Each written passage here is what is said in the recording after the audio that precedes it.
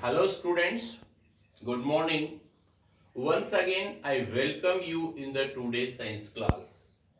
But last in the last video we study about the weeding और weeds.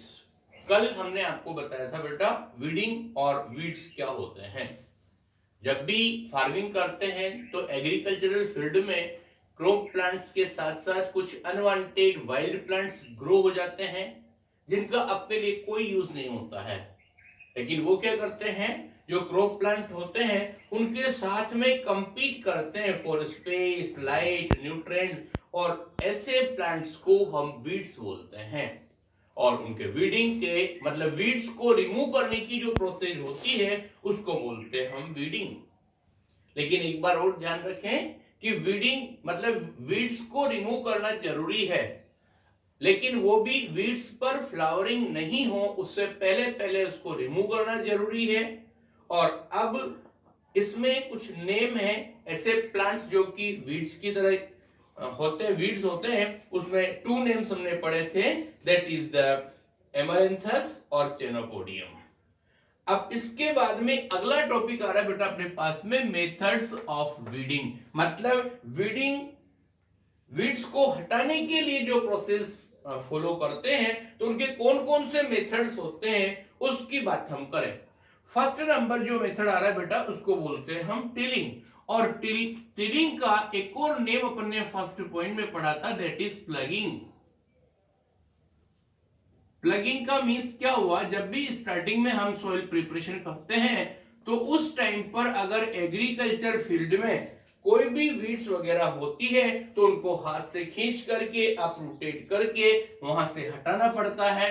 That is the uprooting of the, what we will say, uprooting of the weed before tilling और ploughing. सो ध्यान रखना ये होता है before tilling और that is tilling और प्लगिंग. इतनी बात समझ में आ गई. और उसके बाद नेक्स्ट नंबर होता है बेटा मैनुअल मेथड. मैनुअल मेथड का मींस क्या हुआ, सेकंड पॉइंट देखना, फर्स्ट कंप्लीट हो गया. सेकंड मेथड में क्या होता है, weeds can be removed either by pulling them out manually or with the help of a harrow or trowel. देखिए मैनुअल का मतलब एक प्रोसेस तो हमने आपको बताया कि एग्रीकल्चर फील्ड के अंदर जो भी वीड्स डेवलप हो रही हैं उनको हम हाथ से पकड़ करके अपरूटेड करते हैं, इसको रिमूव करते हैं. ये प्रोसेस मैनुअल मेथड में या तो इस तरीके से किया जाए या फिर हम कुछ छोटे छोटे टूल्स होते हैं जिसके डायग्राम आपको फोटो में दे रखे हैं बेटा. इंप्लीमेंट यूज्ड फॉर वीडिंग लिखा है, ध्यान से देखिए. और उसमें उनके टू नेम्स हमको दिए गए हैं. उसमें फर्स्ट का नेम होता है आपके पास harrow. This is first tool, that is the harrow. और ट्रॉवेल, इसी का दूसरा नेम ट्रॉवेल भी होता है, दैट इज द ट्रॉवेल. तो इनकी हेल्प से जो वीड्स होते हैं उनको नीचे रूट सिस्टम के वहां से रिमूव करके और हटाया जा सकता है. अगला नंबर आ रहा है बेटा आपके पास में केमिकल मेथड. कुछ केमिकल्स होते हैं उनको हम अगर एग्रीकल्चर फील्ड में स्प्रे करते हैं तो ओनली वीड्स रिमूव हो जाते हैं, मेन क्रॉप प्लांट्स को कोई भी नुकसान नहीं होता है. तो इसमें देखना, weeds can be controlled by using certain chemicals, they are known as weedicides. तो ध्यान से सुनना बेटा, यहां पर means chemicals used to control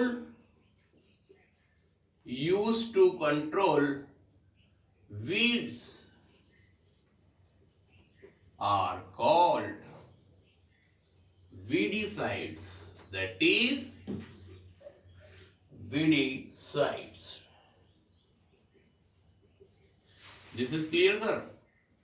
So what are weedicides? याद रखेंगे, वीड्स को रिमूव करने के लिए जो केमिकल्स काम में आते हैं उनको हम weedicides बोलते हैं. इसके कुछ एग्जाम्पल बता रहा हूं मैं आपको. that is first number 2,4-D। इस नाम का कोई केमिकल होता है जो वीडिसाइड्स की तरह यूज में लिया जाता है। नेक्स्ट नंबर होता है metolachlor. Yes sir, now example of weedicides are first number 2,4-D और नेक्स्ट नंबर है बेटा आपके पास that is the metolachlor. Metolachlor 2,4-D that is MCPA। ये इनकी शॉर्ट फॉर्म है MCPA। और नेक्स्ट नंबर होता है that is the simazine, that is the Cysteine, that is ZINE, Cysteine. Okay, these are some example of the weedicides। और एक और बात बता दें हम आपको, ये जितने भी केमिकल्स होते हैं वो वाटर में इजीली डिसॉल्व हो जाते हैं डाइल्यूट होकर के और पूरे फील्ड के अंदर स्प्रे हो जाते हैं। सो इनको हमने मतलब वीड्स पर फ्लावरिंग स्टार्ट नहीं हो उससे पहले पहले इन केमिकल्स को स्प्रे कर देना चाहिए। ओके, और फार्मर्स को पता होता है कि किस टाइम पर इनको केमिकल्स को स्प्रे करना होता है। प्लीज रिमेंबर, जब कभी भी उनको फार्मर्स लोग हैंडल करते हैं तो बिफोर और after use of these chemicals your hands must be washed properly। इतनी बात समझ में आ गई आपको। उसके बाद अपना नेक्स्ट टॉपिक आता है बेटा that is the crop protection. बहुत सारी बातें यहाँ पर। सबसे पहले आपने मतलब फार्मर्स काफी सारी मेहनत करते हैं, उसके बाद फील्ड के अंदर बहुत large amount of the crop plants develop हो जाते हैं, ग्रो हो जाते हैं, तो उसके बाद उनका प्रोटेक्शन करना एक बहुत बड़ी जिम्मेदारी हो जाती है। To ensure good yield crop should be protected. उसमें बहुत सारे स्ट्रे एनिमल्स होते हैं, बर्ड्स होते हैं, या पेस्ट, यू नो पेस्ट मतलब PEST, पेस्ट का मतलब होता है हार्मफुल इंसेक्ट, जो कि मतलब अपने क्रॉप्स को नुकसान पहुंचाते हैं। तो उनको कंट्रोल करने के लिए भी केमिकल्स आते हैं, उनका नेम होता है पेस्टिसाइड्स। इतनी बात समझ में आ गई। उसके बाद अपने पास नेक्स्ट टॉपिक आ रहा है बेटा methods of crop protection. Crop protection के कौन कौन से मेथड्स हैं, इस बारे में हम कुछ पॉइंट्स पर बात करेंगे बेटा। यहां पर देखना मेथड्स ऑफ क्रॉप प्रोटेक्शन। उसमें सबसे फर्स्ट नंबर पॉइंट है अपने पास में that is the what sir, fencing of the field. That is the fencing of the field। मतलब जो भी आपका एग्रीकल्चर फील्ड है उसकी बाउंड्रीज पर या तो जो मेटेलिक वायर्स होते हैं उनसे फेंसिंग करवा दी जाए, या कुछ और जो बाड़ वगैरह करना, या फिर जो और भी कुछ प्रोसेस होते हैं, वॉल ऑफ स्टोन्स वगैरह को फॉर्मेशन करवा देना, ये सारा क्या कहलाता है, फेंसिंग ऑफ द फील्ड। इससे जो भी कुछ एनिमल्स वगैरह होते हैं वो सीधे डायरेक्टली एग्रीकल्चर फील्ड में एंटर नहीं करेंगे, और करेंगे तो भी अपनी गाइडेंस में होगा, that we can control. Next number, using a scarecrow. Please remember that is using a scarecrow. Scarecrow आपने कभी कभी देखा हो तो, कभी रूरल एरिया की सैर करना, वहां पर जो एग्रीकल्चर फार्म्स वगैरह होते हैं वहां पर फार्मर्स लोग क्या करते हैं, एक लंबी सी स्टिक खेत के बिल्कुल बीच में लगा देते हैं और उसके दोनों साइड पर एक ऐसे वर्टिकल एक स्टिक लगा देते हैं और उसके बीच में कुछ ऐसा जो मड पोट जो मटका वगैरह होता है उसको ऐसे करके और उस पर ह्यूमन बीइंग की डिजाइन बना देते हैं और उसके बाद उसके ऊपर दोनों साइडों पर ऐसे क्लॉथ्स डाल दिया जाता है। इससे बर्ड्स वगैरह जो समझते हैं कि कोई ह्यूमन बीइंग खड़ा हुआ है इसको बोलते हैं स्केयर क्रो। तो स्केयर क्रो को देख करके बर्ड्स वगैरह जो होते हैं वो उस एग्रीकल्चर फील्ड में नहीं आते हैं। आपको उसमें भी दिया हुआ है बुक में diagram, keeping birds away from the crop using the square crow. इसका नेम होता है स्केयर क्रो, स्केयर क्रो। इसके बाद में थर्ड पॉइंट आ रहा है बेटा, एक और बात होती है, या जो लोग फ्रूट्स और गार्डन की फार्मिंग करते हैं वो किसी ट्री के हाई जो ब्रांच होती है ना, उसमें एक जो टिन मतलब खाली पीपा होता है उसमें स्टोन वगैरह डाल करके और रस्सी से बांध देते हैं, नीचे से उसको जब खींचते हैं तो सारे बर्ड्स एकदम से अपने नेस्ट से या जो भी एग्रीकल्चर फील्ड से बाहर की तरफ फ्लाई कर जाते हैं उसको। तो ये प्रोसेस भी काम में बीटिंग ड्रम बोलते हैं इसको। और उसके बाद नेक्स्ट नंबर देखना बेटा, that is the third point. तो यहां पर जो थर्ड पॉइंट आ रहा है वो क्या बता रहा है, ध्यान से देखना।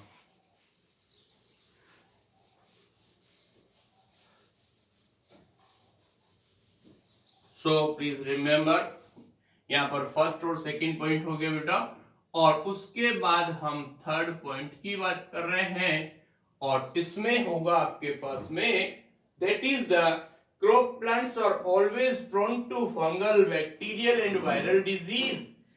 Seeds must be treated with the fungicide, that is treating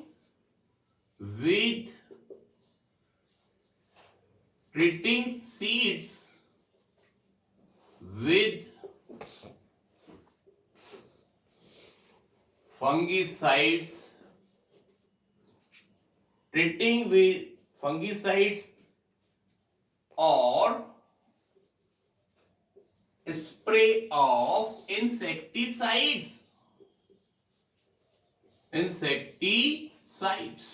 तो कहने का मतलब जो भी आपके पास सीड्स वगैरह पहले जब सोविंग करते हैं तो उनको फंगीसाइड या इंसेक्टिसाइड से प्रॉपरली रिएक्ट करवा देना चाहिए ताकि क्रॉप प्लांट्स को इस तरह की कोई प्रॉब्लम्स नहीं हो।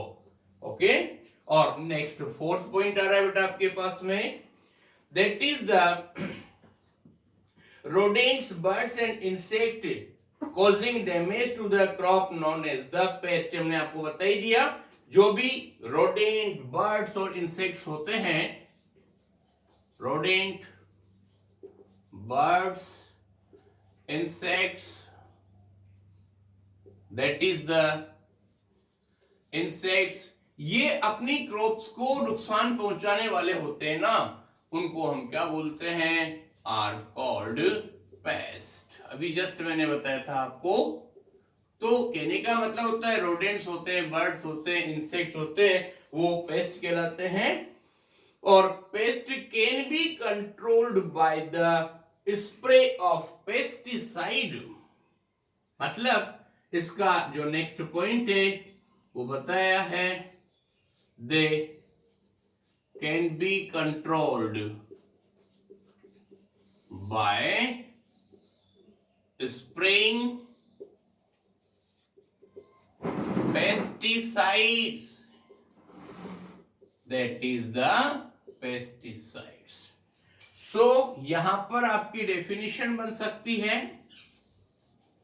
chemicals used to control, chemicals used to control pests are called pesticides। Okay sir, इतनी सारी बात समझ में आ जाएगी। Okay, this is enough for today and next video we will study about the harvesting, threshing and remaining part, winnowing also। then thank you very much, all the best।